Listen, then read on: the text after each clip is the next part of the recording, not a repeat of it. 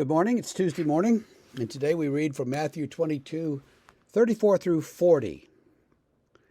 When the Pharisees heard that he had silenced the Sadducees, they gathered together, and one of them, a lawyer, asked him a question to test him. "Teacher, which is the greatest commandment in the law?" And he said to him, "You shall love the Lord your God with all your heart, with all your soul, and with all your mind. This is the great and first commandment.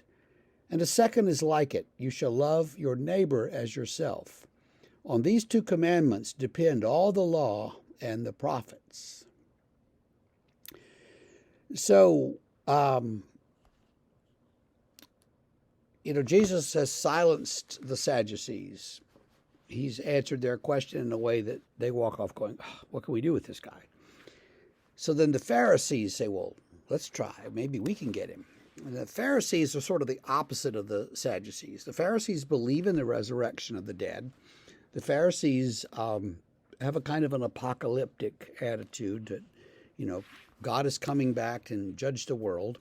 The Pharisees don't center their faith on the temple itself and the temple sacrifices. The Pharisees center their faith on obedience to the law. And they're the ones you've heard about that have 697 different interpretations of whether you can, scrape your shoe in the grass or something because that might be plowing. They sort of want to prevent you from doing anything that gets remotely close to work on the Sabbath, for instance.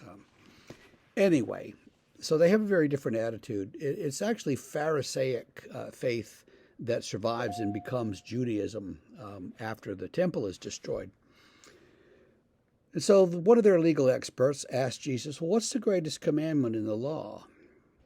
And to think about it, if Jesus says, "Well, it's probably not to have idols, or honor your father and mother, or don't kill," whatever he says, they're going to say, "Well, what about this one?" and list another one. So he comes up with two verses, one from Deuteronomy and one from Leviticus. "You shall love the Lord your God with all your heart, soul, and mind." And some versions in other parallel passages add strength to it. So you shall love God and love your neighbor.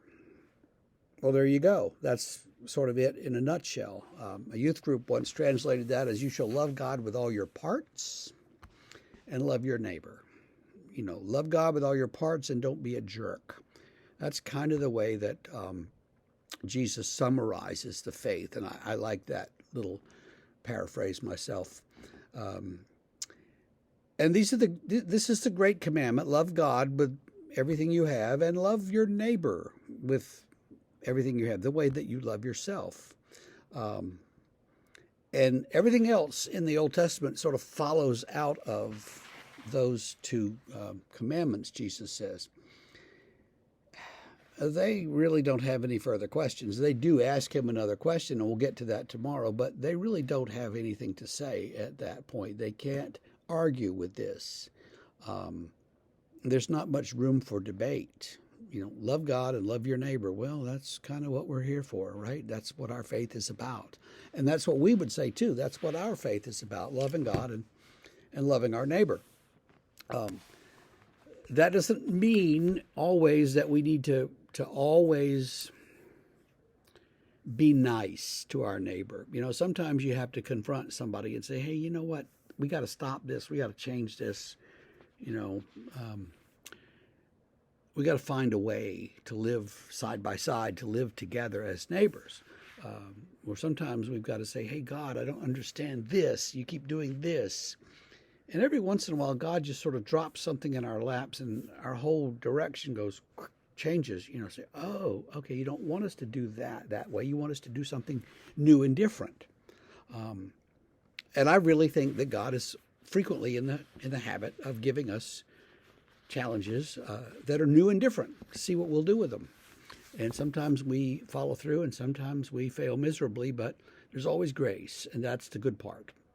So, what are the greatest commandments in your life? What commandments do you really need to work on? And how can we love God with heart, soul, and mind, and strength? Ponder that today. We will see you tomorrow.